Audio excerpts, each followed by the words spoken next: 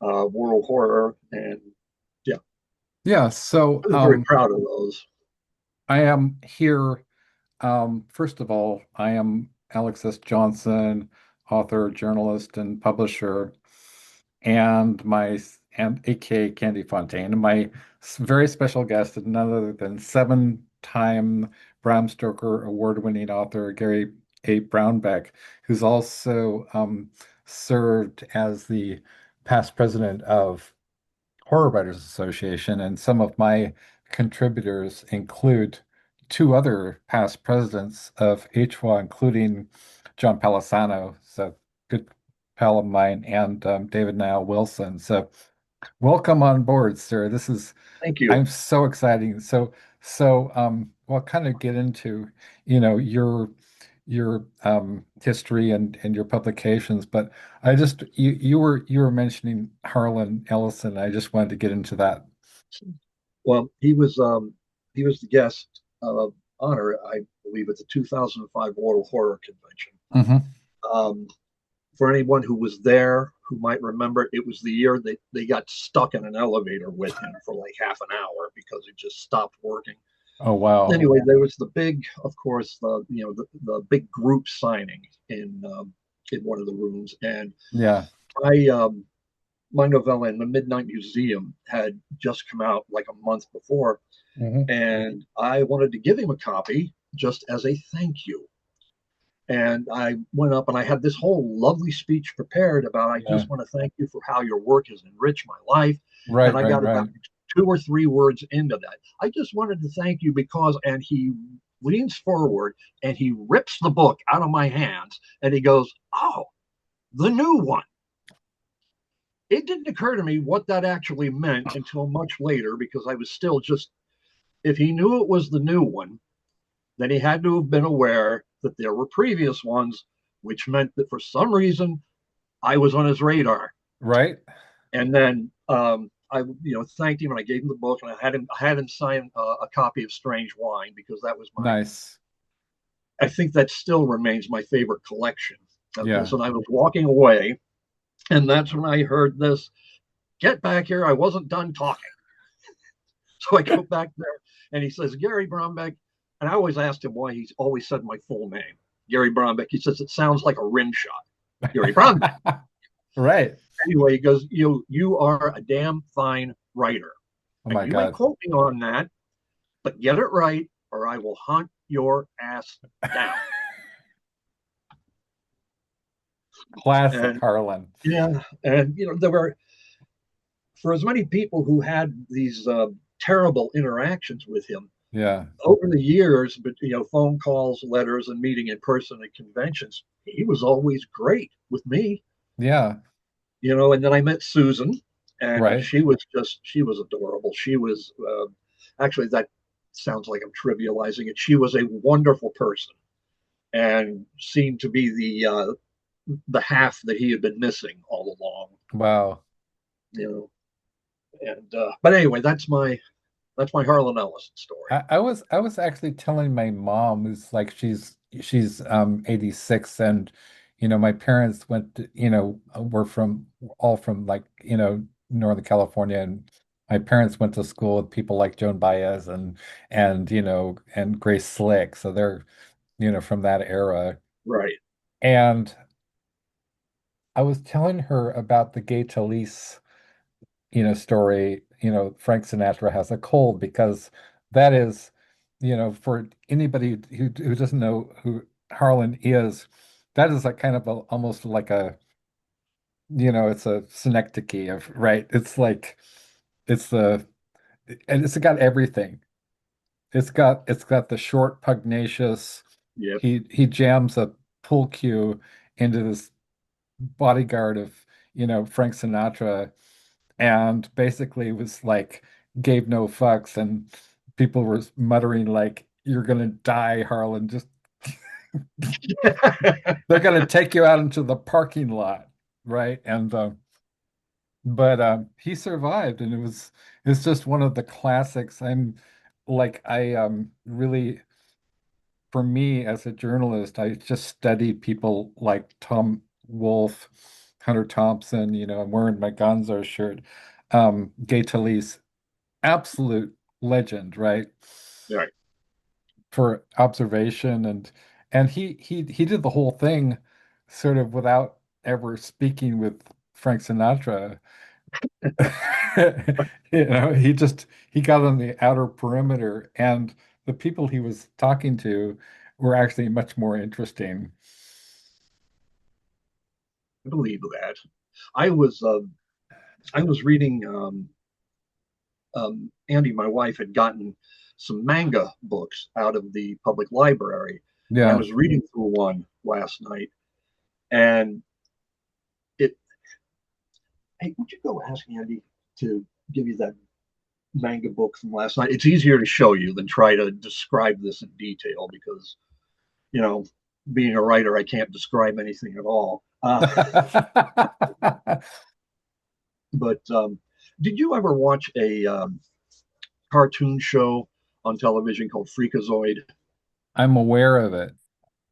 There was a there was an episode where um, someone who wanted to be Freakazoid's um, second in command Oh, okay. followed him into a book signing in a science fiction convention. And Freakazoid was going, well, you could have this, or you could have this, or you can have your very own Harlan Ellison. Pulls up a cartoon version of Harlan Ellison, and Nice. he's got this holy shit, what happened look on his face. Um, anyway, let me see if I can find this um, because I had to point it out. Anyway, while I'm looking, Yeah. um, go ahead. Let's continue Okay. talking. Yeah, sure. Well, Ah, I wait, just, yeah, I okay, found it. go I'm ahead. sorry. Yeah. You want to tell me Oh who that's my supposed to be? God. Oh my God. Yeah. If you're asking about, the author of, such classics as, The Beast That Shadowed Love from something At the like heart that, of the right, right world. at the heart of the world, or, Yep. you know, um, A Boy and His Dog, forget about it.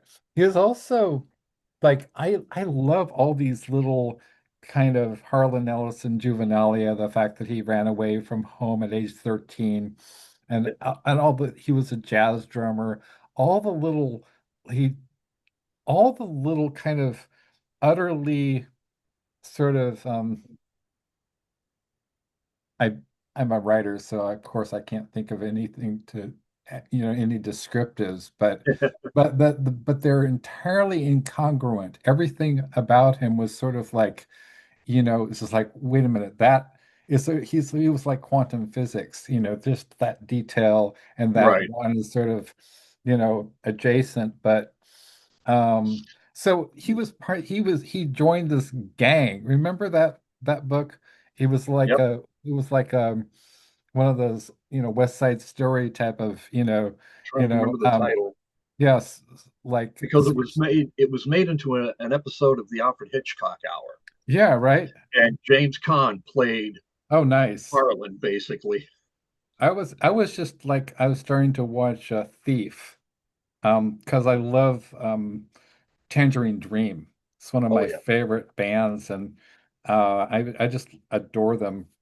And electronica and also Kraftwerk and all those guys.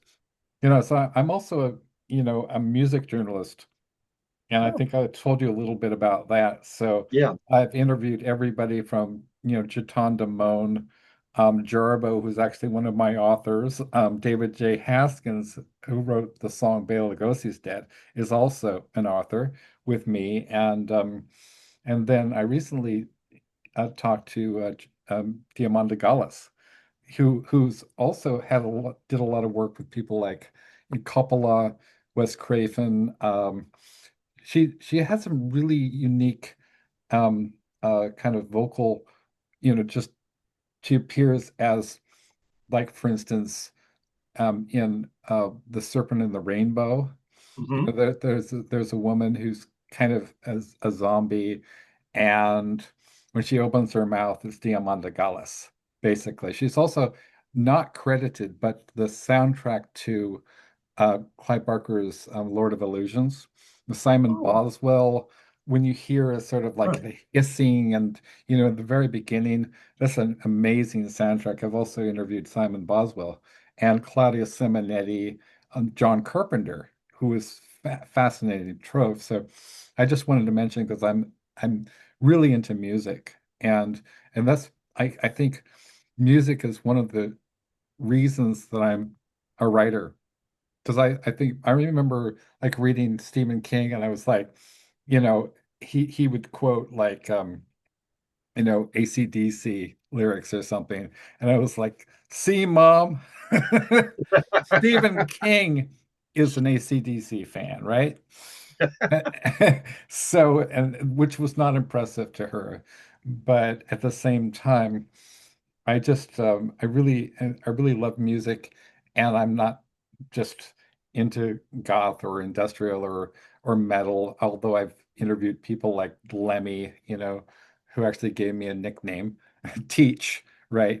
And I was like, I think I'm gonna call you Teach. And I'm like, so did this did I actually just observe that fact that Lemmy Kilmister from Motorhead just gave me a nickname, which is something that That's, I'm going to be able to take and use forever. You know, yeah, that's incredible.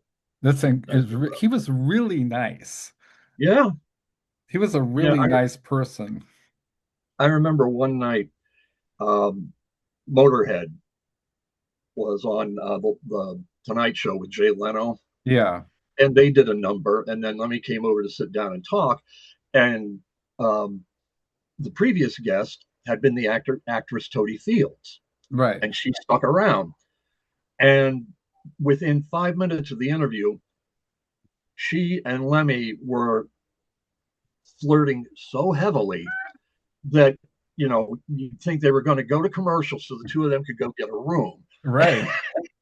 And Leno's sitting there. He can't think of a damn thing to say or do. He Yeah, just let them go. And it was right. found out what a charmer Lemmy really was. Really was so like I have another guest and you know now friend.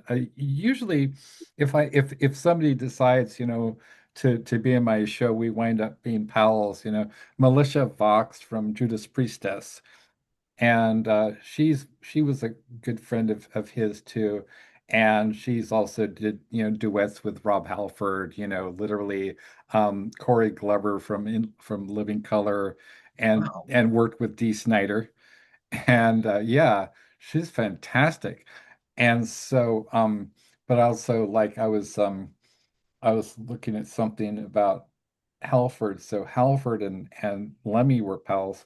And after a show, like I think Halford sat on Lemmy's lap. You know, he was such a rebel, such an Yeah. outlaw. He didn't conform to any sort of, you know, gender expectations or, you know, being a tough guy. I mean, when you're Lemmy, you don't need to be anything. Yeah. Right. Yeah. Yeah. So nothing would phase him. He Yeah. also had a really interesting method of playing the bass, where guys like Gary Thane and John Entwistle could do with the fingering. Right. He played chords. Exactly. Yeah, Yeah. he played chords, and it in some ways sounded better. It Um, did. Yeah, it did. You had yeah, go ahead. no, I was just going to say I want to take John Entwistle out of that equation because he was, in my opinion, the greatest rock bassist who ever lived. Right. But yeah, Yeah. you know what I mean. Yeah. Yeah, I do. It's actually very, very cool because I know I remember like when Bowie died and Billy Martin was saying, you know, that there was a lot of allegations about Bowie and improprieties and such and so and then Billy Martin was complaining. It's like I put up with you guys when Lemmy died. I didn't say a word, you know, but so please, I'm not gonna, you know, please don't pick on Bowie. Yeah, And so I know that, you know, Billy's been a friend of mine for ages, but I know he is not a lot of metal fan. And I always feel bad I try to avoid sticking Billy into anything metal adjacent. But at the same time, what's fascinating, I don't think a lot of people know this because they don't know the history. But, if you're a fan of goth, or punk, you're a fan of Lemmy, whether or not you know it, because, Yeah. one of his biggest fans was Peter Hook from Joy Division. Really admired his everything from his tone to the way he had his way of like he would um crank up the gain and crank up the treble on his amplifiers, and so it sounds like a buzz bomb. It sounds like he's playing lead bass. And he was so disciplined. And another guy I really admire, and the fact that I actually got to publish him is just beyond belief, right? David J. from Bauhaus, you know, the guy is another like bass genius, right? And the same thing as Lemmy, he just like stands stock still on the stage. He's got the shades. Well, Peter Murphy is doing his, his like that who's that Martin Short, the character, the Oh, yeah, you yeah. know, I should know this. Ed Gormley or something like that. Ed Grimley. Ed Grimley, Ed yeah. So, Grimley. Yeah, I must like say yes. Yeah, right, like but Peter Murphy is sort of like a more stylish, you know, Grimly basically. But and lately I noticed he's kind of slowed down to the point where, it used to be just very, very acrobatic, and now he's sort of he'll assume certain poses like that. But I mean, it's interesting and uncanny to work with people like at that level because yeah. they have a mythic aura. And another well, speaking of mythic aura, I mean Mort Castle. Can we talk Mm. about, because Mort is the reason we are talking right now. Yeah, Can we yeah, talk about, like, I want to talk about Mort as a stylist, as a teacher, and also like what he represents, because that is a lineage I think that's, quite frankly, it's kind of, we're losing them, at a yeah. rapid rate. We lost Ray Bradbury, we lost Harlan Ellison, we lost, Robert Bloch, a lot of the T.M. Wright greats. also. Yeah. And And yeah, um Piccarelli, yeah, oh we were gosh. talking about Yeah, him recently, yeah, with Mort. And so, yeah, so we could talk about like the lineage he represents, and Bradbury, and also like some of the people who he um I don't know, like, when did Lansdale come up? Because I know Lansdale, I started hearing about Lansdale like in the 80s, and then associated with Skip and Spectre and all those cats. yeah. It'd be Lansdale started coming up in the early part of the '80s because he was writing mysteries, Yeah. thrillers, and mysteries, like he still does. But at the time, he wasn't as well read and as popular as he Hmm. is now, Yeah. deservedly. So, um, yeah, and Mort um, Mort was coming up around that same time. He had written a couple of really good, um, straightforward horror novels. One was called the uh, the Strangers, and the other one, which I should remember the name of because I wrote an introduction for the reprint. Um, oh, Mort, please forgive me. I cannot remember the name of the book. But they came out um, almost back to back. And the interesting thing about the second novel, which I kept making allusions to in the intro, was it has a really low body count for about 85% Hmm. of its pages of the story. and it only gets really terrifying and violent Hmm. in like the last fifth of the book, and then once it starts, it's a massacre right up until the end. But Mort was also using that as a way to work in some of his own background, because never say around Mort Castle, I got gypped. Never say that, because he will climb down your throat and tear you apart from the inside out, because he has a Romany background, Yeah, and he hates the fact that they started using the term gypsy, and then that got turned into gypped later on down the line. He right. used a lot of his Romany background and mythology in the book, and damn it, I can't think of what it. This is gonna make me nuts because I should know this. Yeah, Um, it'll occur to me here, and like in 15 minutes, we'll be talking about something else, and suddenly I'll go, "Hey, yeah, it was called Bleh." yeah. Um, Well, that's but a real, he, yeah, go ahead. no, no, you got it. Okay, okay. Well, that's okay, we're going to talk about like horror tropes, horror cliches. And the first thing is like when I was teaching in LA, I taught composition and I taught like, developmental composition, First, be the film. child. Yes, That was the cursed, name. which I think Didn't has mean, been adopted for film um in like somewhere like Slovakia or yeah, yeah. yeah, Didn't mean to interrupt, but it just I told you that would happen. So, right. That's cool. Yeah, so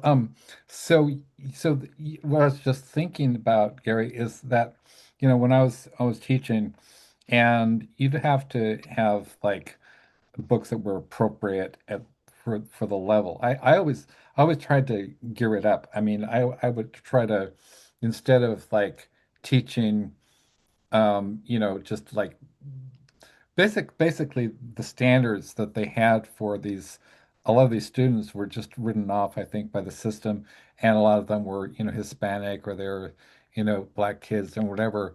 My idea was, well, I have a, really good education, and so I was thinking, I don't want to just maintain them at that level, just to pass standardized tests or meet the minimum requirements. My philosophy has always been, it doesn't matter who you are. This is kind of part of my spirituality, that you're, in my lineage, my spiritual, you know, um, tradition, everybody is God, so I think, you can really feel that with some people, and I just whether or not they're overtly religious or spiritual. I think Mort's a very spiritual guy. Also, my dear friend Anna Taborska, I love very much. Her grandparents were in the Polish resistance in mm, World War II. And she actually did a really beautiful documentary about her grandfather, which is up on YouTube. A lot of her stuff is on YouTube. So okay. just a beautiful person. Speaking of, Bram Stoker's winners, and she's so kind of modest too. I mean, I was sort of like, oh hey, yeah, you were nominated for the World Fantasy, and yeah, and the Riesling and a bunch of other stuff, right? And she's like, oh yes, well, she's so like shy. But anyway, so talking about like some of these cliches, and so one of the books that I taught was Thinner, and it's got Ah, the whole, the gypsy curse thing. So I was wondering how you felt about some of these, how King handled that trope, and whether there is a place for some of these kind of, I mean, they are cliches, they are stereotypes in a way about the uncanny nature of, Romany's. Is there a place for that? when it's done with respect, and it's done correctly, and it Yeah. serves the story, Yeah. right? I saw a movie a couple of years ago called Warrior, and it was a boxing movie, Hmm. and Nick Nolte had gotten an Oscar nomination for it, and it was. I'm sitting there watching the movie, and I'm starting to click off the boxing movie cliches, Right. right? And then it occurred to me that they're not being used in a cliche manner. They were Interesting. tropes. They Right. were using tropes, and they were using them very well. And I started to bring that into my work at the time, because and still do occasionally, because it's you have to be able to make a differentiation between a cliche and a trope. Hmm. And I know that sounds silly, but it's true. And there is a very thin line separating the two, Yeah. and it takes a while to learn the difference. A trope is just a traditional story element that helps move the story along. Right. It happens naturally. It's an organic part of the storytelling process, whereas a cliche is something that you stick into a story or a movie because you think it's needed, it's expected to move the story or the movie along. Yeah. And I used to have a thing, and I still do sometimes when I teach workshops. I always like to start off with the words "forget genre." Right. A lot of people disagree vehemently with me on this, but if you sit down and you say to yourself, "I'm going to write a horror story," Yeah. whether you are aware of it or not, and odds are you won't be, you will unconsciously start sticking certain elements into a story that Yeah. don't belong there. And you're Right. going to cripple yourself coming out the gate, Yeah. right? So you start off saying, well, I want to tell a story based on this theme and this character Right. and see where it goes. And if you naturally have a darker outlook, if you Yeah. filter the story and the character through darker sensibilities, you're going to wind up with a good horror story Yeah. without thinking I'm going to write a horror story. It goes also for science fiction, Yeah. fantasy, mainstream literature, you know, the whole nine yards. It's something that you've got to teach yourself. It took Yeah. me a long time to figure that out, but once I did, it it's very freeing. Yeah. Um, it's very freeing. That is actually one of the questions I was going to ask you. Because, I think a lot about this, that also, and I think about the history of genre, Billy Martin again is always good for kind of like, insights, said that, and being tart as hell, said, that, you know, Moby Dick is one of the great, queer horror novels. And I was like, it is, man. I mean, you got like, Ahab, strapping himself to Moby Dick with a harpoon line Yep. and Ishmael floating home on a coffin, literally, which is, I mean, it's also funny as hell. I mean, that's one of the funniest books I've ever read in my life. It's never taught correctly.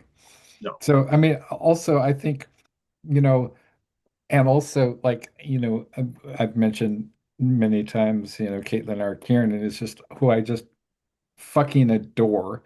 Um, you know, her work is impossible to classify. Yeah. It just seems to, it's so vivid. The prose is so spookily exact. You Yeah. can feel it, you can inhabit it, and it's rather than it's sort of like implanting an experience in your soul and it's just like scorched in there. And so it's impossible to think probably be difficult to adopt her, but I think I would love to see a Caitlin R. Kiernan movie as well. And it was like Jeff Thomas, so another great friend of mine.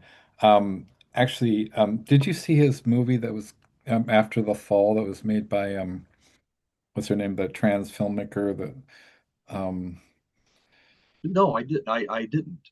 But yeah, it's beautiful. I shall write this down. Yeah.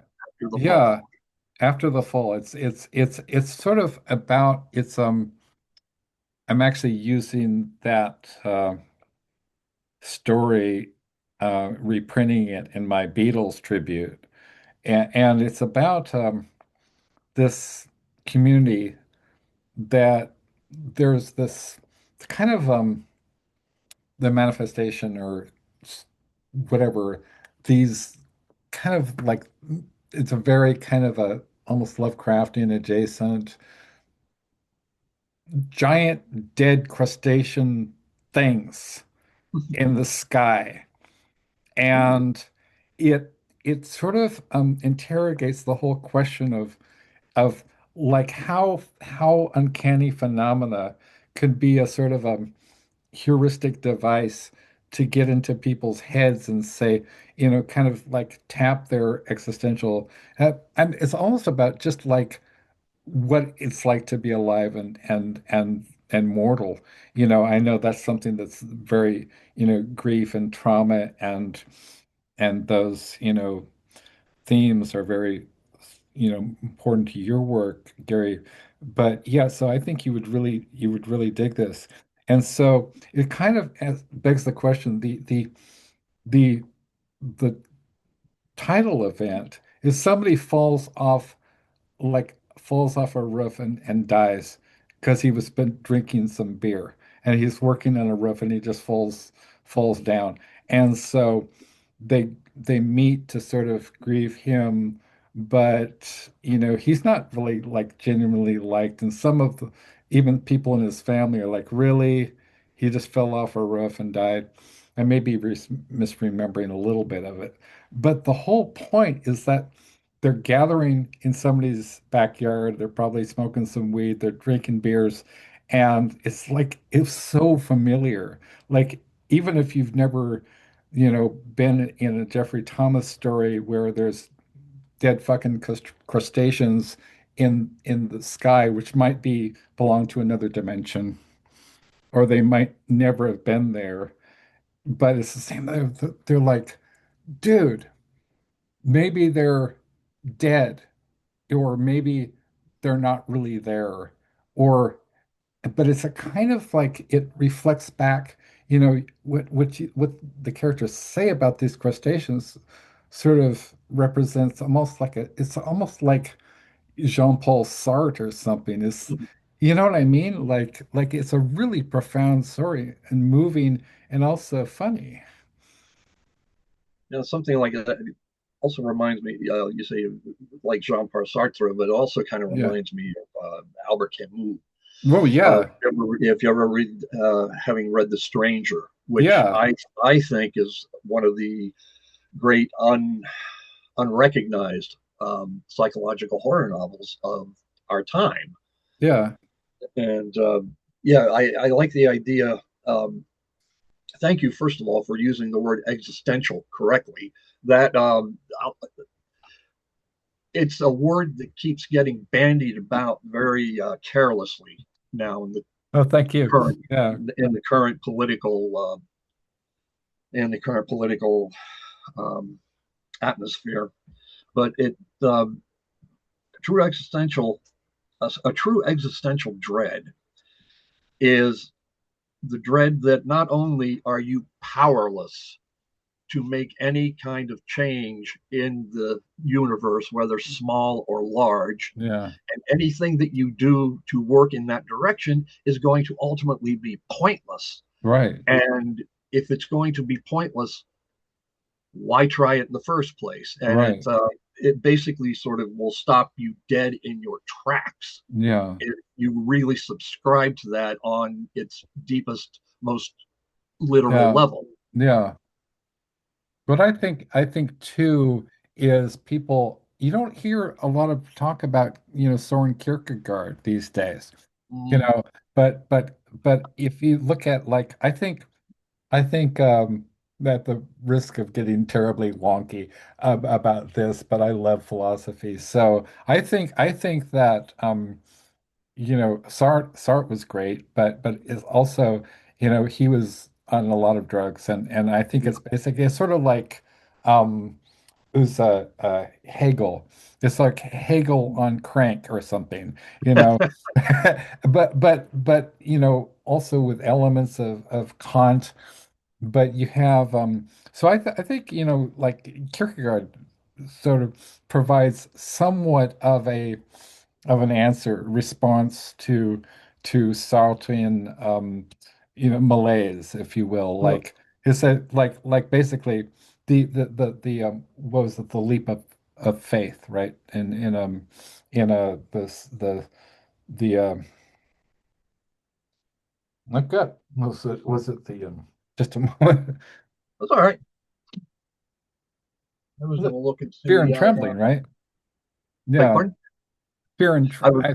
yeah, this one. Yeah, Oh, okay. yeah. Because I've got a couple of Sartre books and some Kierkegaard. Kierkegaard said something that has always been one of my favorite things to repeat. Hmm. And the quote is, and I'm 90% sure I'm going to get this correct. Pardon me. Every man is composed of a host of shadows, all of which Mm, resemble him and for the moment have an equal claim to authenticity. nice. That's coming from the school of the neighborhood of existentialism, but he's basically sort of, if you think about it, he's basically giving you a bit of an out, a bit of reflection of light from the outside with Yeah, that, because once you are aware that you know, as an individual, you are composed of dozens, if not hundreds, of other individuals with it, because we all are. But yeah. once you can accept that and work with it, that's also something that can be very freeing. Was that Sartre or Kierkegaard? That was Kierkegaard. That was Kierkegaard. It's also very kind of prescient, if that's the right word, of authors like Nietzsche, and then in our time Foucault. You're right, because the whole idea of sort of the emptiness of that there is not, well, so I mean I start certainly with existence precedes essence, right? Mhm. But the whole idea, which find very freeing in philosophers such as Foucault, for example, that and then Butler, that there's no essence. There's a myriad of possibles, and that we can uh, which I think is ironically or oddly enough, you're talking about, framing it through Kierkegaardian lens. It's almost like, you know, um, God is choice, but it's, you know what I mean? It's like, Yeah. and then you get into Camus, which is, the choice of absurdism, the choice of, was it it's not Meursault, right? And is it in L'Étranger? It's the protagonist. Um, he talks about you know I think you're right. almost savoring, like, anticipating the howls of execration at his execution. Howls of execration, man. That's so Great great. phrase. Yes. It's like, have you ever also, speaking of executions and existentialism, have you ever read a book called um is Invitation to a Beheading by Nabokov, which was No. one of the best. It's sort of like it's like a kind of Alice in Wonderland meets Kafka. This guy's and a prisoner, but he realizes more and more, and it's very surreal that he has the choice. And I'm not going to give a spoiler. And it's not like you can really give a spoiler to Nabokov, but Right. I highly recommend it. It's so beautifully written.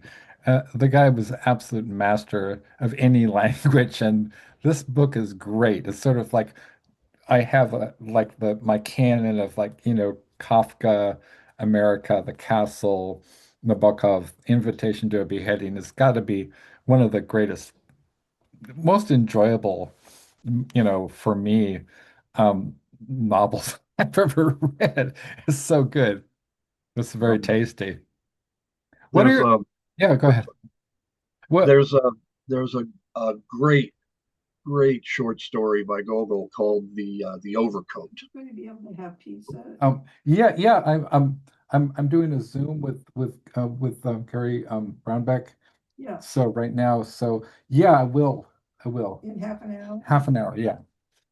Okay, Is that okay? So yeah, so we're talking about yeah, it's a Gogol. yeah, it's the Overcoat, Yeah, and it's at first glance it comes off as a really eerie and tragic ghost story, um, which is how I tend to think of it. But also, it's an indictment of Russian classism at the time, yeah.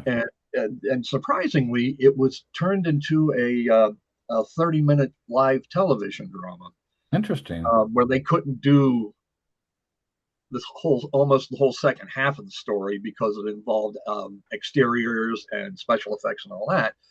But it was done for I think it might have been Westinghouse Playhouse, Uh-huh. but it was the thing is Buster Keaton Oh, nice. played the central role, and it was his first dramatic role, and he was terrific.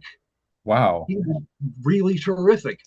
Um, but it's interesting to watch that and then go back and reread the story Yeah. because it almost seems like what they did with the Westinghouse Playhouse drama was to take one or two elements from Gogol's story, put those together, and then figure out how they were going to end it. Yeah. And it all worked out really well, Right. surprisingly. For instance, the film version of Peter Straub's Ghost Story. Yes. All right, throughout the whole novel, you have the members of the Chowder Society who are they stop and they tell each other these little chilling, compact ghost stories. What the movie did was take the entire novel and turn it into one of those short, compact little ghost stories. And watching it from watching it with that in mind, it succeeds in what it sets out to do because it doesn't have any grand illusions Yeah. about what kind of a movie it wants to be. Right. And of course, they got the director John Howe, the guy who directed the Legend of Hell House, Yeah. as the Oh, director, and brilliant film. that keeps the movie going. Yeah. And it has its moments. Yeah. Um, and people who are griping about the adaptation, how the hell would you do that in a 2 hour Right. movie? You Right. could maybe No. in a 9 hour miniseries Right. you Yeah. could do that, but not in a 2 hour movie. Yeah. Give them a break. I mean, I'm Right. not apologizing, or I'm not trying to be an apologist for mediocrity. Um, and yeah, I think ultimately the movie is sort of mediocre, but it's not a waste of time. No, it's not. No, and you've got to watch for things like that because if you do, a lot of times when people say, "Oh, they should have done a better adaptation," what they mean is they should have done a dramatization, Right. right? And when David Cronenberg directed Cosmopolis, he Yeah. was asked at a press junket how he came to write such great dialogue, Yeah. and he said, "I didn't write it. I lifted the dialogue almost word for word from the novel Right. because you can't improve on perfection." You're right. Yeah. So, even then, he managed to get in the usual Cronenberg atmosphere, if that is really considered a thing. He's gotten back to the body horror Oh, nice. recently, and his most recent movie, The Shrouds, Yeah. is one of the best things he's ever done, and he's hinted that it might be his last movie. He Oh might no. just concentrate on writing novels from here on out. And the novel that he wrote about 10 years ago, I think. And this is another one whose title I suddenly can't remember. Um, it was wonderful. It was absolutely terrific. And if he wanted to give up film directing to pursue a career as a novelist, I'm right there. Here's my money. Take my money. Give me the books. Yeah. Yeah, yeah, I think yeah, I mean Cronenberg, like he's the man is a legend. I just find he's one of those directors I really watch compulsively and I internalize stuff. But you know who I love? Brian De Palma. Like I watched I recently rewatched and then I watched it about 5 times in a row. Um uh uh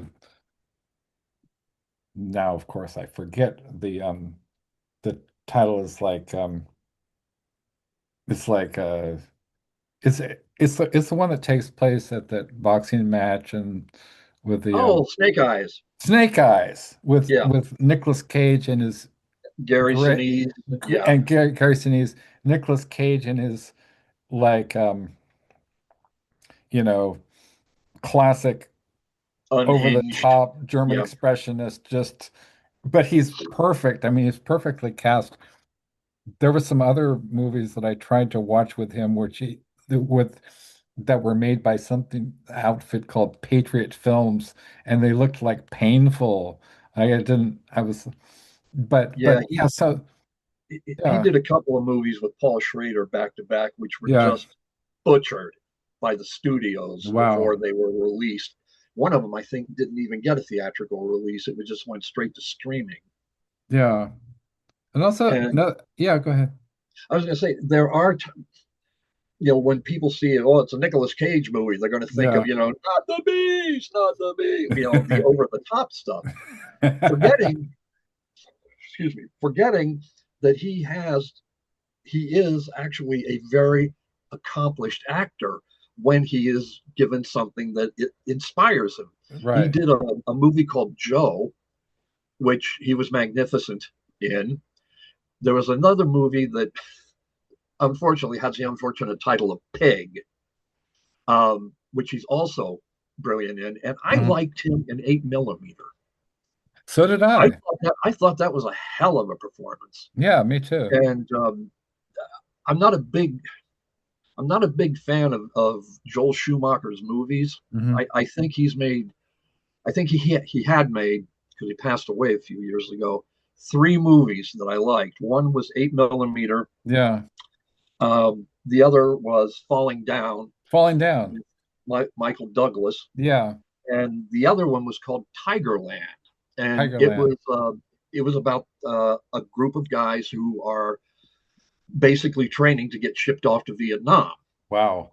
And yeah, all 3 of those films I thought were terrific. Um, but yeah, this is the man who basically helped kill the Batman franchise early on. Yeah. And Although I have a kind of like a soft spot in my heart for the Val Kilmer one with the theme song by U2. It was so yes, ridiculous that I yeah, just it kind is. of kind of low key loved it. Yeah, and the great line, "Chicks dig the car." Well, yeah, so another film which I recently rewatched that I thought was really nice, but I think James Cameron, he's really good as he sort of makes these movies that are really comic books, right? Yeah, Like Terminators. I was just looking at the framing and everything and like the pictorially and composition, I was like, those are comic book frames. yeah, It was almost like it's I also really love like I don't know, I'm kind of fanish this way because I love things, everything, all the kind of media tie-in stuff. Like I one of my favorite things I've ever been involved with was the Jason X spin-off series, which, mm, had, people like Krista Faust, Nancy Kilpatrick, rest in peace. and Pat Cadigan, right? So I wrote one of those books, which is universally execrated. People hated it because there wasn't enough Jason in it. I put in as much Jason as I could find, it's like Nancy and I were talking about how tedious it was to just come up with new killings, new murder set pieces. I'm like, well, it's actually I your mileage may differ. I just think it's a really dumb concept. The whole Jason thing is really dumb. And the only thing that redeemed the entire series was Jason X because of Cronenberg. And and the way that they took a just a shot at the whole franchise. They just mercilessly butchered it and ripped it a new one. And Pat Cadigan was the only one who understood what they were doing. Everybody else was sort of like, we're taking it seriously. And it's like, really? Is this a great satire? Yeah, that's the thing. I keep telling people that it's a good movie. Yeah. Um, Almost over half of it is they're satirizing the whole series, Right. and you've got the portion of it, where Jason gets the upgrade and goes on the expected, we're going to slash and bash and all this good stuff. But Yeah, most of it is really funny. it is. In that my favorite scene in that movie is when he's in the hologram room and he comes across these two girls. Yeah. Would you like to have some liquor or premarital Little sex? sex. We love Love premarital premarital sex. And sex. it cuts away to something else. And when it cuts back, you see him with the sleeping bag just pounding them into the ground. Uh, if you can't understand at that point that this Yeah. is supposed to be a satire, Yeah. then forget it. I But kind of I I kind like of that thought movie. it had a lot of like the movie Heavy Metal, which I adore. Is sort of had a lot of that energy, right? Yeah, yeah, It is a really visually very stylish. I thought the kills were great. Some of the best kills in the entire franchise. Although, I mean, and also I think I was talking with Skip like many years ago, um, how he pointed out that the some of the gags, a lot of the gags, particularly were lifted from Jawlos, like yeah. Baba, and there's a one particular one where Jason's hiding under a camper's bed or something. He sticks his spear through them, and they're Oh fucking, yeah, and yeah. he just goes like Kevin that. Bacon's film debut. Yes, exactly. Yeah, Yeah, yeah. I mean, but I love Jawlos. yeah, I could go yeah. on. And the first Friday the 13th movie, the Yeah, one that came out in 1980, yeah, was perfectly good for what it was. right, Right? No one had done anything quite like that. Everybody had been trying to copy Halloween, which right. don't even get me started. But they decided to go for something that you would basically find like in the pages of Creepy or Eerie. Yes, And on that level, it's pretty damn good. yeah, If you're trying to look for something that's going to have some sociological meaning behind it, right. no, no, No, sorry. no, yeah. The creepy. That's a really good point of reference for me, as I know also. You know Jasper Bark, right? He does a lot of. He did three books for Meinhardt, which are basically like they're horror comic stories, right? Right. And so we talked about I had him on the show. He also did a little kind of live stream reading, and we're talking about like Richard Corbin, because Mm, I just think Richard Corbin is the cat's PJs. He was just like his women always had just like enormous hooters, and the guys were just like buffed out, and the den thing, the Rolf thing, the whatever, they're they're they're they're kind of as an adolescent discovering his work. I was just like, wow, man. And they looked like paintings. Yeah. They was just so beautiful. Yeah, no, and then of course in the late '70s, along comes Molly Hatchet, and they steal. Well, they don't steal, but they use I Yeah, don't know how many Frazetta paintings for the covers right, of their albums. right. And Frazetta was another interesting one. I used to think that his stuff was overblown and sexist as hell Yeah, until I watched the documentary that was made about yeah. him. Well, excuse me. And he was talking about having that criticism leveled at him Hmm. all the time.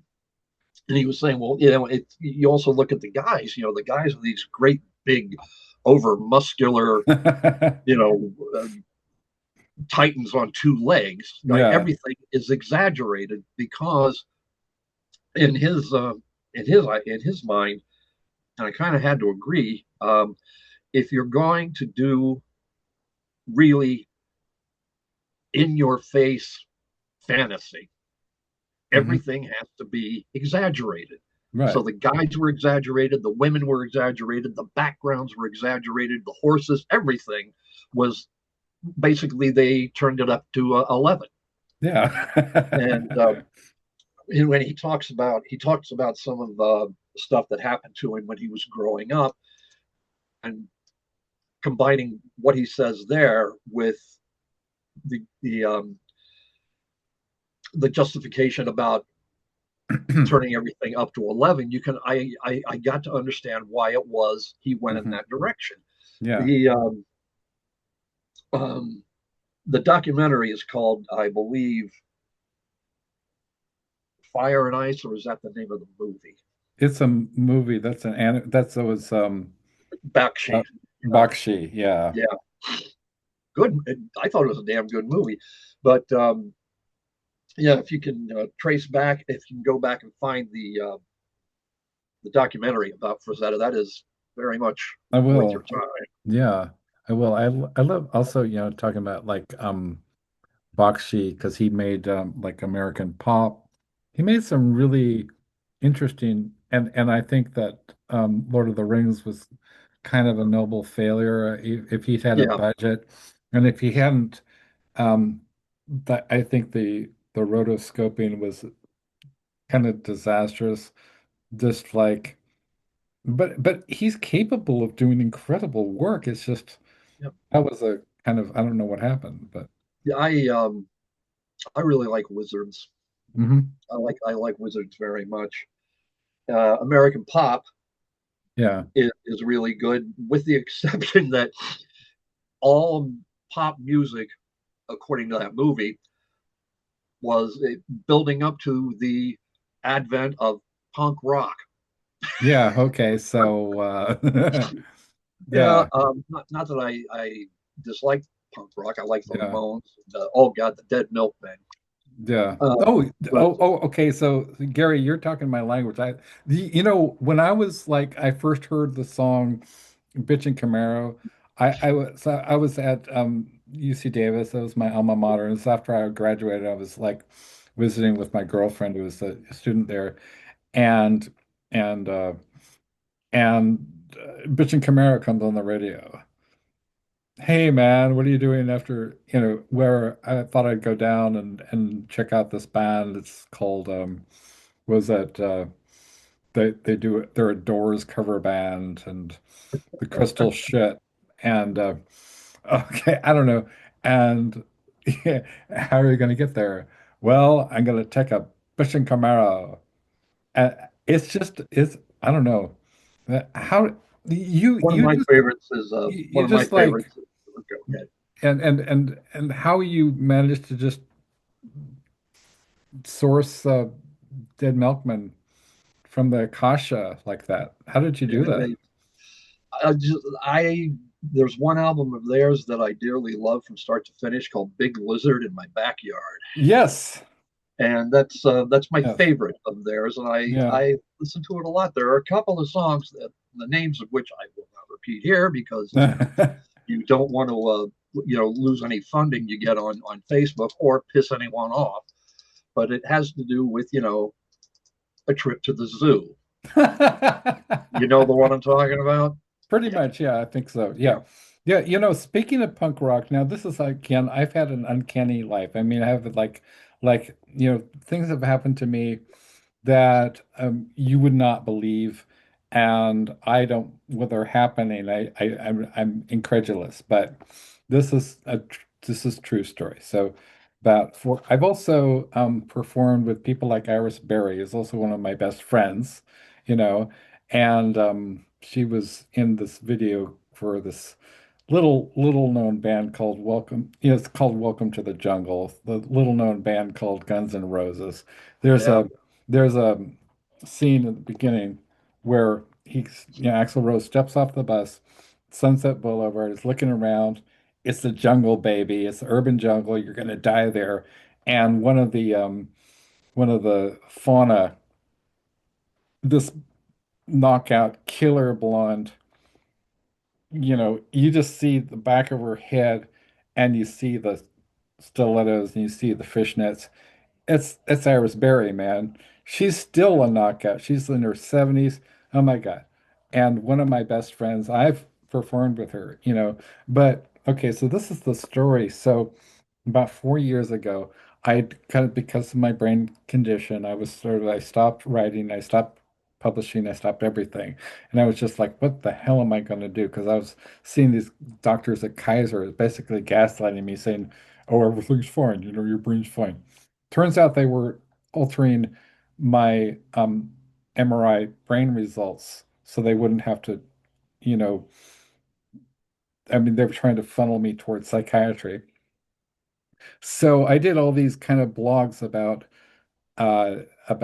under a pseudonym about Kaiser and all their shenanigans, right? And I belong to these groups on Facebook called like I Hate Kaiser Permanente and these things. Okay, so one day I get this friend request from an account called Carrie Lee Chrome. And anybody's at all familiar with the history of punk rock knows, a band called the Runaways and some songs like California Paradise, you know, Secrets, Waiting for the Night. Okay, so all those That's songs a great song. were written That's by Carrie with Joan Jett, right? And I was like, I said, "This is for real." She said, "Yeah, you're my hero. You're a legend." I'm like, "What are you even talking about, man? Like you're Carrie Chrome. You wrote Secrets, And she's like, "Yeah, I know, but you wrote these blogs because I was a patient at Kaiser too, and they did this, and they fucked me over too." And I was like, wow, so we're fans of each other. And I said, I'm nice. actually one of your biggest fans. I'm like, I have the Runaways movie. I read the book. I was like, you, are you even kidding me? So we became buddies. And then like a few years later, she's like, hey, Alex, you're a writer. You want to take a look at some stories I wrote? I'm like, you write stories too?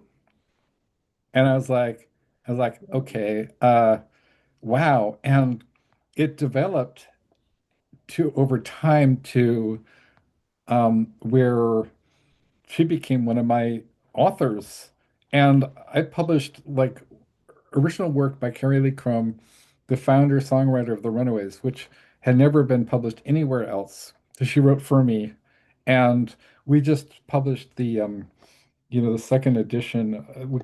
I call it the funeral director's cut of White on White, a literary tribute to Bauhaus.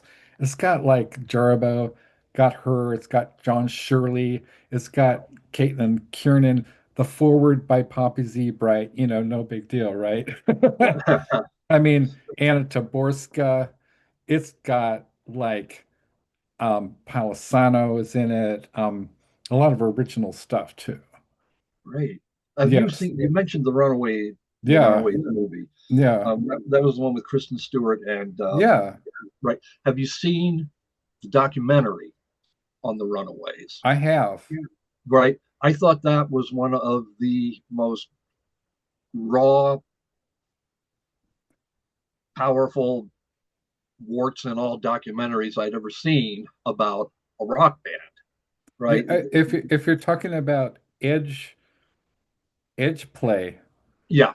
that was she's in it. Yeah. And it was made by their one of their bassists after Jackie Fuchs, aka Jackie Fox, left the band. They had another bassist, and they were only, I mean, the classic lineup was only together for a few years, and Carrie and Jackie Fox, came out. They broke their silence about the Fowley and Yeah. Rodney Bingenheimer in Huffington Post. And recently, I sort of lost touch with Carrie during her lawsuit. But I just saw a few months ago that in Rolling Stone that she won a settlement. So from Fowley's estate, right? So Right. it's really, Good. you know what I mean? Like Yeah. justice. Yeah. It may not be the type of justice that was ultimately called for, but Yeah. it's yeah, that's great. Dead end That's great. justice, dead end, like, but also like because of I was telling myself, don't talk about the whatever your rock star buddies, but they're part of my world, and I don't have normal friends, you know. Um, Trisha Warden, for example, who's, become one of my best friends. She wrote this book for Henry Rollins. It's called Attack God Inside. And Oh, she and I and Wendy and Wagner did a show. Um, but also our mutual friend, my closest friend is Ellen Mabey, the poet and performer. And she was in a movie called Dancing at the Blue Iguana with yeah, people like Daryl Hannah, yeah, right? that was a great movie. Sandra Oh is in it. I think Gina Gershon. Yeah, it's really fantastic. Mhm. And so she, I, and Trisha, so we did a 3 hour show, and basically we're just like sitting around, you know, talking and performing each other's work. Ellen has become very reclusive, and she used to be sort of, I mean, she performed at Glastonbury, she performed at Lollapalooza, she was on the BBC, MTV, and all these things, and it's sort of like a fixture at Beyond Baroque. And actually, she sold my book, The Death Jazz. So this is one of my first books that I wrote after um, Death Moon, and I became friends with her through my job at Dominguez Hills. And she had Exine's job, right, at Beyond Baroque. So she sold books, but she's also Ellen Mabey, right? So she's like this icon. And I met her and I was invited. She said, well, why don't you publish that book? And I'll sell it here at Beyond Baroque. And I had no idea. What that meant. I mean, Yeah. so I wound up not only performing at Beyond Baroque, but which is a venue that's, people like Patti Smith and Mhm. Dennis Cooper have Yeah. performed. I was like, the time I thought, well, I didn't know any better because it's LA and everything's larger than life. But so this year, so Iris Berry, Richard Modiano, and I did a book. Which is called, let's see if I can find it in my stuff. Yeah, it's called For Iris, the Los Angeles Poems. Oh, And it's got, my blurbs, my favorite blurb of all time. Johnson's writing is smart, funny, charming, and most of all noir. And, it's just like this woman is, her fans include like Exene and she had a band with Pleasant Gehman, like called the Ringling Sisters. I mean, yeah, she opened up for Guns N' Roses. The woman is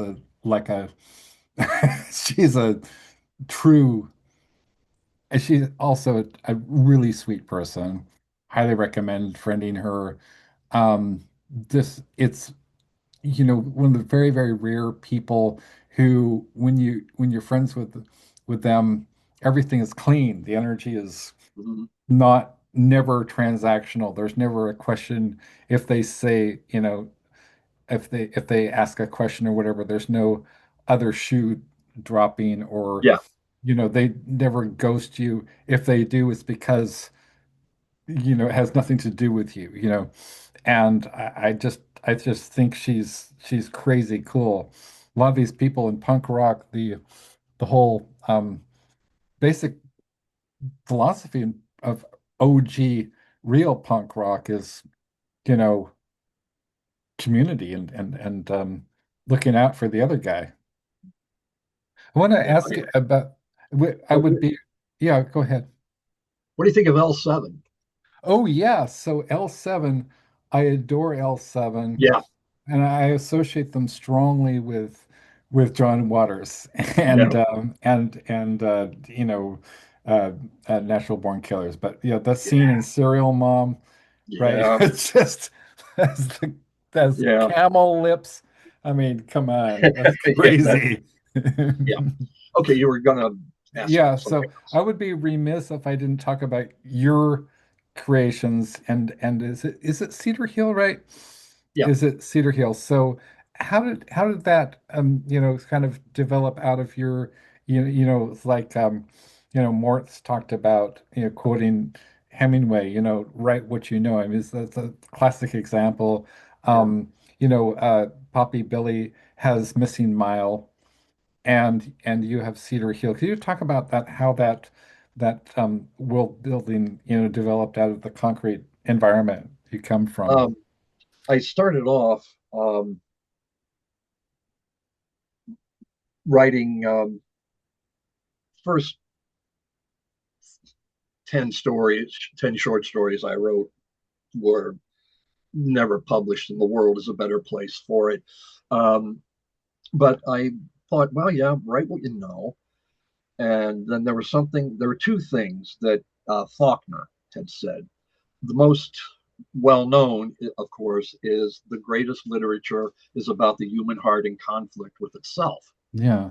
But the other thing he said was anyone who lives past the age of 7 has enough material to write stories until the day they die. And I kind of put the two of those together, and I thought, well, Newark, Ohio, was I used to describe it as the town that likes to think of itself as a city. Mhm. And I thought, well, if we're gonna base everything on what I know from my time in Newark, Mhm. um, then let's tie it in with the human heart in conflict with itself. Yeah. And I wrote a couple more stories that went nowhere, and then I wrote a story called A Death in the Day of.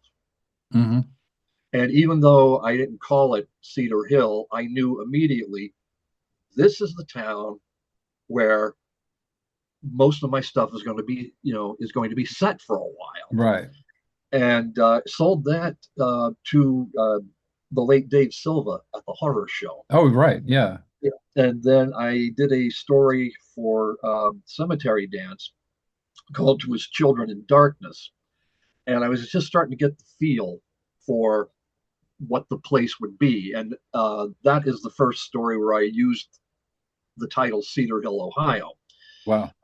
Because there is in Newark, there's a cemetery called Cedar Hill Cemetery, which is located on, say it with me, Cedar Hill Street. Hmm. And it's parts of it are absolutely breathtaking, and parts of it are just so depressing. And you can stand at one point in the cemetery, and to your left, there's this I don't want to, we'll call it the sad part, where things haven't been taken care of as well as they Right. should have. And then you look over to the right, and this is where a lot of the more well-to-do families have buried, their loved ones. And it's just really strange to stand there and look at the two of those things. I thought, this is what I got to try to do is to take these and reconcile them Yeah. somehow. Because somebody asked me to define horror once at a signing, and I think saying Doug Winter had said, and maybe even Stephen King did, they had said something along the lines as imaginary horrors help us deal with the real ones. Yeah. That's an oversimplification for me. It's not. I'm not saying it's untrue. It's just, here's what I think good horror is. It is the act of trying to reconcile violence and grief with the idea that we live in a just universe that's watched over by a divine entity, where even the smallest things, the smallest actions that we do on a day-to-day basis have a greater meaning. Right. And when I wrote that down once, and it's basically the opposite of existentialism, Right. which I didn't realize at the time. But I tend to I tend to focus more on. I'm not a biggie for outside bogeys, the monsters that are coming for us. I'm much more in the line of the monsters that we create within ourselves. Yes. John Carpenter once had a thing that he said, that there are two types of horror. There is conservative horror and there is liberal horror. Conservative horror, right? The danger, the darkness, the monsters are out there and they're coming for us. The other one is the liberal horror, which is the monsters, the bogeys, the terror is coming from within us. And I always thought that was a pretty astute explanation about how to tell the difference between one or the other. And I've tried to write stories that are about, the big bad that's out there that's coming at us. And I'm not ashamed of those stories, but I read them now and I think they ring false to me. Because even with an external, Mr. Hands is a good example. Right. Alan Clark did this series of I love Alan. Right. He for this creature called Mr. Hands. Giant thing that has no legs. What it does have are these gigantic hands that it walks around on. And he showed me this and he goes, "Write me a story about this." Wow. And so I did a 3-part series in Cemetery Dance. Nice. And then I expanded it into a novel. And I thought, okay, if I'm going to have this outward baddie coming after us, how do I reconcile that with the evil, the anger, the darkness within? Bingo. A woman who lost her daughter at a carnival. And the last thing that her daughter had gotten was this little carved figure of a creature that just walked on its big hands. Oh, wow. Right. And so, this woman, of course, for one reason or another, she can't get over it. She begins to drink and blah, blah, blah. And one night, driving home in a storm, she takes the figure and she throws it into this sculpture that's on the outskirts of a park. And because she has put so much of her anger and her grief and her sorrow and her confusion focused on that carving, that becomes sentient. And it grows and grows and grows because, yes, it's an outside bogey, but it comes from some a place that's very dark and for most people inaccessible within. And I was kind of proud of that. I tend to want to focus more on the psychological and emotional content of things rather than the outward threats. Right. I There think, are some people who are yeah, great at that. Brian Keene, God yeah, bless him, he yeah, is unparalleled when it right. comes to writing these kick-ass novels that are Sure. scary as hell, and they're usually about the outside bogies. Right. Right? I wish I could do that, He's but Brian Keene, though. Yeah, he's got a special flair for that. yeah, Yeah. Yeah, yeah. so yeah, go ahead. Well, he was sort of a mentee of Richard Lehman. Oh, right. Yeah. And if you read any of Lehman's novels, oh God, I wish I could pace a novel the way he Right. could. Yeah. Right? You start reading his stuff, and it's just like Right. done. Yeah. Pedal to the metal, man. You That know, for sure. Resurrection, I think it's called Resurrection Blues or something like that. Is really also stylistically, he was yeah, great. And I love Ketchum, the late great Richard Ketchum as well. I mean, Jack Ketchum, I'm sorry, Dallas Marr. I mean, I just there's certain writers I think that are able to, be both ethically um grounded. More is one of them. Lucy Taylor and Krista Faust, I think. yeah. So Lucy, I met her at in was it 90 94 90 at World Horror Convention, which is in wherever it was in 1995, and it was the same convention where I met Caitlin for the first time. And also that was where Caitlin met Clive Barker. And but it was like, so yeah, I just really love Lucy Taylor, and we hit it off. I was like, I asked her for an interview. We did this amazing interview, which was published in Blood Songs magazine back in the day when it was still in Australia.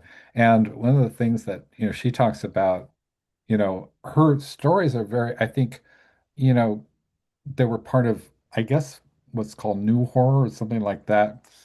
Um, which I thought she and later, a little later, Caitlin and for sure Poppy Billy were writing from the perspective of the margins and what, I think Clive Barker called it left bank horror, where it's Mm, again to your point about the, the the center, the perspective is not, oh, look at those scary, bad, evil, you know. I mean, Brian Keene, you're right, he does it as well as anybody has ever has. yeah. But it's like it kind of that's how I fell in love with Poppy Z. Right. Immediately decenters the whole terrain and you know Skip was not he kind of a little bit bitter about that. I probably shouldn't say anything, but what the hell, it's been decades. And he was telling me, yeah, two cannibalistic serial killers in love, blah, blah, blah. I was like, well, but I was like, well, it's a great novel.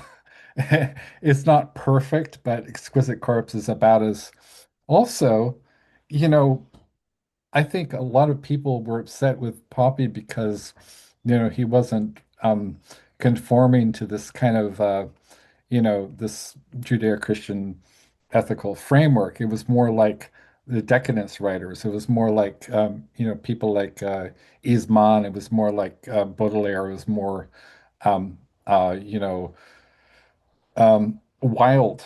And Wilde was, Mm, I mean, his family, considered him such a disgrace. For 100 years, they changed the family name.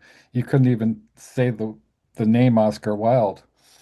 So I think, my friend Paul Salmon, right, is a good friend of mine for decades. You know, he was the one I think because he has a degree in English, as I do, and he was talking about how he thought that Poppy was more like like similar to the decadent writers. And I was like, yeah, right. That totally made sense. But I think there's you know the impact of splatterpunk. Let's talk about splatterpunk because there's still I remember when writers like obviously Scow and Shirley and those guys were coming up with stuff and Yeah. there was this furor and there was just like they were like the barbarians at the gate. Yep. Now we even have, Keen and was it Wrath White or whatever did the Ralph James. Splatterpunk Awards. Yeah, yeah, or JR Jesus Gonzalez did the Yeah. yeah. So what do you think how do you think that, extreme horror has changed in its reception in the horror community? Well, I remember that Dave Scow is the one who coined the phrase Yeah, splatterpunk yeah, and split that word in two, right? right. Splatter, that's you know, in your face violence, right? Doesn't Yeah, flinch. And then punk is a whole attitude. right, It's like, yeah, yeah, I'm going to stick your face in this, and I don't care whether you like it or not. You right, put them together, and you have this completely unhinged, and I mean this in the best right. possible way of the word, this unhinged new subgenre. Yeah. And within that, people were just, they were throwing everything at the wall to see what sticks. And, I loved it. I loved Yeah, about 85% of it. Some of it right. I thought was over extreme just for the sake of being shocking. Yeah. And that's one thing about Rath's work, right? If you sit down Right, and read right, any right, one of right. his Yeah. books, there are times you have to put the book down Yeah. because you say, I can't deal with this anymore, and you pick it Yeah. back up, and eventually you'll finish it. But the thing about Rath's work is all of his books, and I'm going to go with his novels because I haven't read that many of his short stories. Yeah. Sorry, Rath. Um, all of his books read like grand tragic opera. Yeah. They have that build to them, and there's nothing that happens in any of his books that isn't completely justified and that doesn't move the story forward. Right. Because if you're going to have that kind of extreme content, it either needs to move the story forward or enrich characterization. And what was the third one? Um, there was a third one, but I forgot what it was. So it must Yeah. have been wrong. But everything, no, there's nothing that happens in any of his books that isn't completely justified, Yeah. right? It belongs in the story because it moves the story forward and enriches characterization. He had a novella come out several years ago called Everybody Dies Famous in a Small Town. Hmm. Um, there weren't many copies of it um, printed. It was a micro press that did a very nice job on the book, too. Yeah. But I keep telling him, goddamn, you got to try and see if you can't get, a bigger publisher on, on board to put out a bigger edition of this, Yeah. because this deserves to be read by so many more people than actually got a chance to read it. Right. Um, and if that ever does happen, I'm going to beg him to let me write the introduction for it. Yeah. Um, but yeah, no, there's everything has to be justified, and if it isn't, then it doesn't belong. Louis L'Amour, the great Western writer, Right. had this great quote. Um, and at first it sounds a little simple-minded until you apply it to a larger canvas. He said, if you want to describe a sunset, do it in a footnote. Yeah. And Oh, it's wait, that yeah, Mark Twain actually had a one of his books where he has an afterword or something or appendix called "The Weather in This Book." yeah, yeah. great quote from him. Any person is attempting to find a moral will be shot. Yes.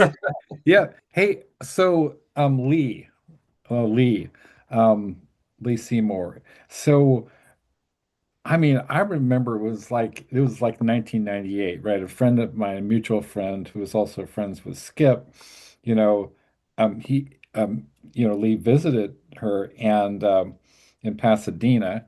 And so I was just like I'd only published a few stories, but one of them was in Blood Songs magazine.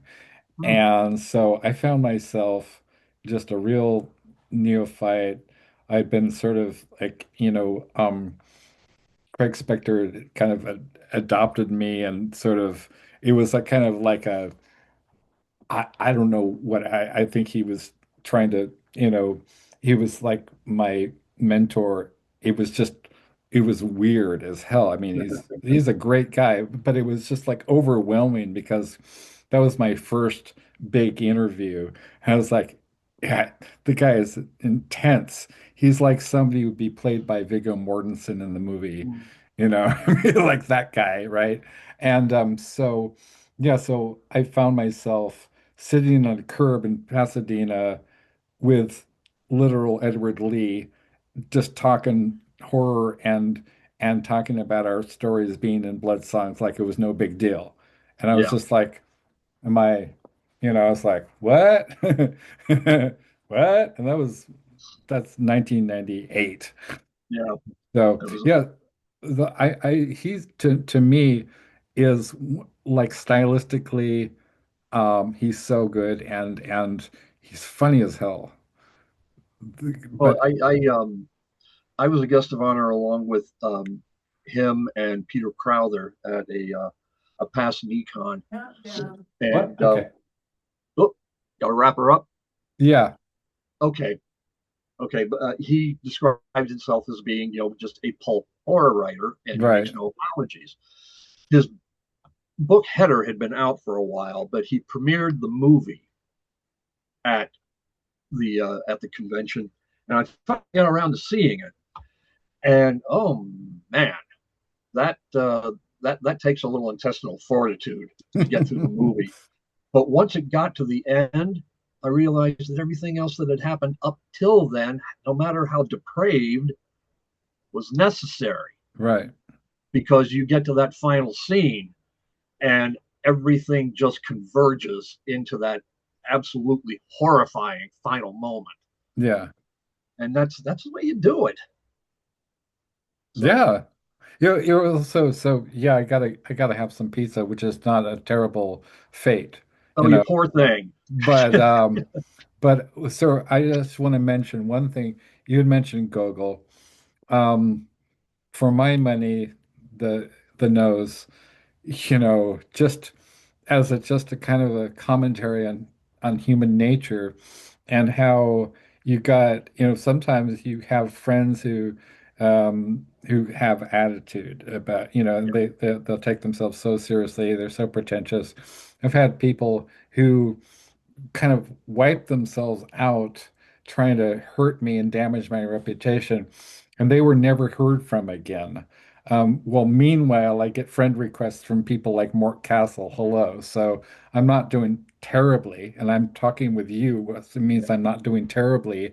Um, but um, Mort but is one of the most lovable, loving, sensitive, compassionate human beings I've ever met, and he's an extraordinary writer. More yeah, people should be reading his stuff. yes, yes, yes. So one thing, the nose. So the whole premise that a body part gets grandiose, get narcissism, has ideas about, doesn't need your ass, Yeah, and walks away. yeah. Right? It's Clive so Barker. Clive Clive Barker Barker. did a variation on that in a story called The Body Politic. Oh, I It was like he remember that took one. Yeah. yeah he took the idea of the nose and just went right off the cliff with it. It was terrific. That also another favorite of mine from Gogol is Diary of a Madman. The Yes. guy, he starts to believe that, Yeah. cats are writing shit about him. Yeah. And ultimately he he believes that he's the king of Spain, and so that happens. But I just think Gogol's his it's a psychological horror. If you want to talk about psychological horror, there's no one better. Dead Souls, for my money, is also an extraordinary book. It wasn't actually finished. Another thing I wanted to say about Lucy Taylor, and so wrap this up, and I want to hear like finally about what you're working on and what's coming up next from Gary A. Braunbeck. But I guess one of the most um, uh, I I've had blurbs from, some of the real, real greats, Ray Garden, John Shirley, Anna Tambor. But one of my favorites was Lucy Taylor. Wicked Candy is shocking, perverse, and at times funny as hell. Yeah. And I asked Lucy, I was like, I wrote this other book called Shatter Girl. And a few years later, I was like, you want to take a look at this? She's like, sure. And she gets like a page into it. She's like, Alex, um, I, I'm gonna have to pass, and this is too extreme. So I wrote a book that was too extreme for Lucy Taylor. That's got to be an accomplishment. I'll tell you a real quick story. Yeah, A few years back, when Lucy Snyder and I were still married, we got an invitation to write a story for a Hellraiser tribute anthology, nice. right? So we sat down and I had written pretty much the skeleton of the story with some scenes in there, and then Lucy and I went on ahead and you know built it one step at a time, and we had what I thought was a damn good Hellraiser tribute story. Right. Submitted it. They sent it back saying, you need to tone this down. Hellraiser anthology, you need to tone it down. So we did, sent it in. They sent it back. You need to tone this down. Holy shit, it's Clive Barker, man. Yeah. Okay. The third time that they sent it back Yeah, and wanted a rewrite, I was all set to like get on the phone and say, you know what? I'm going to send you back the advance money. Shove it up your ass. I right, don't do four rewrites, right. which was, that sounds arrogant, but I know that if I can't get it in three, I'm not going to get it. Yeah. And the first draft I thought was amazing. Lucy calmed me down and she took care of writing the final draft, which the one that came out. It's a decent story, but Yeah. it's a pale ghost compared to what we originally had had submitted. Well, Um, I'll tell you what. Okay, so I like last year, and then we worked on it for 9 months, and I have, it's like 50 contributors. The introduction, an introduction by Caitlin R. Kiernan, who's never written an introduction to an anthology, and it was called Le Fantastique, a literary tribute to Clive Barker.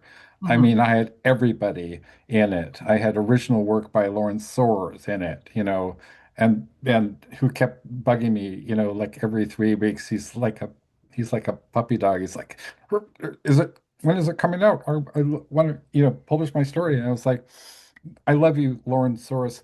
I'm waiting for Clive Barker. Kept going back and forth with the Clive Barker people and Phil and Sarah Stokes. They ghosted me, ghosted me, ghosted me, ghosted me. 11th hour, I'm like, I have the Kiernan introduction. I'm like, I'm going forward with this. I had some other people ghost me. I was like, and then I started to realize that there was a deafening silence around this publication of this book. And I was like, am I going to get in trouble for publishing this book? And since there was resounding silence from everybody, I'm talking even friends of mine, even Peter Atkins, I'm talking about nobody seemed to know what the right situation was if I could go forward. And I said, okay, I'm this is going to be like the last Dangerous Visions of, of Nocturnicorn books. But, however, I was like, it's too good. It's too good a book. So what I decided to do is I have a magazine called Black Diadem Magazine, and I am publishing, the special Clive Barker tribute. Um, if I could publish like you and Lucy's with her permission, if you guys decide it's okay, your original version of that, that would be incredible. If you can't, you can't. But I'm just putting it out there, you know, um, and it's the Black Diadem magazine. We have permission. There's a whole series of conversations that Clive did with William Gibson, and we have permission to reproduce. This is the first time in print. This entire conversations with one of the greatest masters of the language, in my opinion. It's got original work by everybody. It's got Del Housen. It's got you know I think uh, so many. I mean, so many contributors, and it's got Taborska, Thomas. It's just a masterpiece, and I was just really heartbroken because I was like, this there's something missing here. There's no reason why this shouldn't occur. Was it even it was a question of I asked Phil and Sarah, I was like, can we use his face on the cover? Nothing, nobody. And I was like, there's so many people who were so, Caitlin famously, collaborated with Clive. And we have Evan J. Peterson, the interview. We have um, Paul Salmon was going to write us something, but he has some issues, and so, but it's just an amazing, amazing book. And I just really want to do justice to it. Yeah, So, yeah. I'm sure that Lucy's not going to have any objections. oh, that would be tremendous. So, yeah. That would be So wonderful. incredible. Yeah. So, Um, okay. quick, So, what's, sorry, yeah, quick Clive Barker story. Clive When Barker. I was putting together Masks 5, Yeah. after Jerry got too sick to handle it, Yeah. um, the publisher, um, God, I worked with him for like 2 years. And I can't remember his name suddenly. Anyway, he gave me a list of names of writers that he would really like to get for the anthology. And of course, Clive Barker and Poppy Bright Of were course. two. Right. Um, I asked Poppy, who was at the time, and I asked her if she would have a story, and she said, "Yeah." And I'll tell you what, I will give it to you for half my asking price, Nice. which I thought was just wonderful. And she was very supportive throughout the publication process because Jerry died before Yeah. the book came out. Clive Barker called me, not his people. He called me Oh, and wow. said, "I don't have time to give you a story. However, I would be more than happy to give you a couple of original pieces of artwork." Oh, Yes. right. So he did the cover and the frontispiece, and both he and Poppy signed signature sheets. And I was just floored. I Right. was just floored by both of them. So Yeah. they were both just incredibly nice to work with. Oh yeah, I mean, Poppy Billy is a legend, most beautiful person, and one of my oldest friends, and has honored me with writing. I can't possibly afford him, so, and he knows it. I know that. But he wrote the introduction to my William S. Burroughs anthology, you know, um, and which also has original work by, David J. from Bauhaus and Lauren Soros, who's also, I love Lauren very much. And so yeah, has been incredible. Remember the Purple Prose newsletter that came out, like was Yeah, circulated with the mail art and the postcards and everything. You know, I was um I got it. And I'd done an interview with with Krista Faust. Okay, it's great. And so I was going to write this book with, and I had people like Nancy Kilpatrick, even Ramsey Campbell faxed my parents and said, I heard from, Poppy Bright that you were doing this book and I would love to participate. And I was like, holy shit, right? And so, That's a good and imitation, by the way. yeah,